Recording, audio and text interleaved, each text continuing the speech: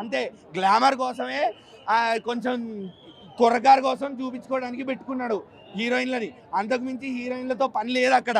And ఇంకా story వైజ్కి వస్తే ఆయన మైండ్లో ఒక స్టోరీ అనుకున్నాడు, చూపిద్దాం అనుకున్నాడు. కానీ ఆయన హిప్నటిజం చేసి చూపిద్దాం అనుకునే లోపు మేము హిప్నటైజ్ అయ్యామో, ఆయన హిప్నటైజ్ అయ్యి సినిమా చేసాడో నాకైతే అర్థం కావట్లేదు.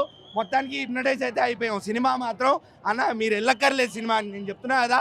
సంక్రాంతి సినిమాలు ఇంకా ముందున్నాయి. మన బాస్ సినిమా వస్తుంది, అనగనగా ఒక రాజు వస్తుంది, రవితేజ అన్న వస్తున్నాడు.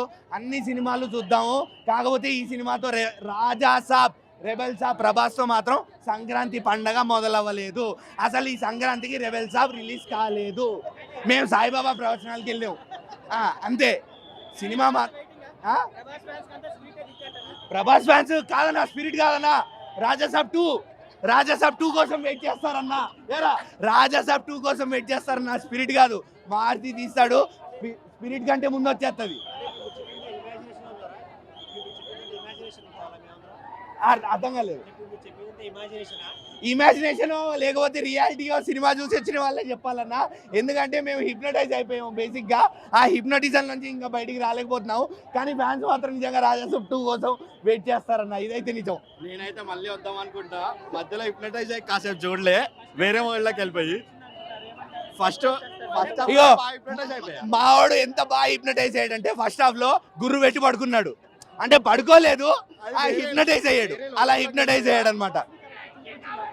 ప్రభాస్ని ఫైన్ ఓకే. అంటే ఇంతకు ముందు కనుక చూసుకుంటే, ఇంతకు ముందు మూవీస్తో కంపేర్ చేస్తే మాత్రం ప్రభాస్ కొంచెం నీట్గా ఉన్నాడు, చూడ్డానికి బాగున్నాడు, స్క్రీన్ ప్రెజెన్స్ బాగుంది. బేసిక్గా సలార్లో కొంచెం రగడ్ లుక్ ఉంది కదా, బట్ ఇందులో ఆ నోటోరియస్ లుక్ అండ్ ఆ డూప్ కనిపించిండు కొన్ని యాక్షన్ సీక్వెన్సెస్లో. తర్వాత డ్యాన్స్ దగ్గర కానీ డూప్ నీట్గా కనిపించాడు. ఇంకా విఎఫ్ఎక్స్ అన్నా ఇదో కళాఖండం అన్న. VFX wow, what a wonder. Wow, మాట్లాడుకోవాల్సిందే విఎఫ్ఎక్స్ గురించి కూడా. అంటే నాకు అర్థం కాలేదు, విఎఫ్ఎక్స్ ఆర్టిస్టులు మరి వీళ్ళు ఎక్కడి నుంచి హైర్ చేసుకున్నారు అంటే, సినిమాలు తీసేవాళ్ళ, లేకపోతే సీరియల్ చేసేవాళ్ళ, లేకపోతే ఇప్పుడిప్పుడే ఇంటర్న్షిప్లు చేసుకొని 10th డిగ్రీలు అయిపోయా, నాకు అర్థం కాలేదు. మరి ఓవరాల్గా నాకైతే ప్లస్ పాయింట్ అనేది ఏమీ కనిపించలేదు. ఒకటే ప్లస్ పాయింట్, పాపం ప్రభాస్ చేసేడు సినిమా అంతే. అంతకు మించి నాకు ఇంకేం ప్లస్గా అనిపించలేదు. తర్వాత ఇప్పుడు ప్రభాస్ కూడా రిగ్రెట్ ఫీల్ అవుతాడేమో.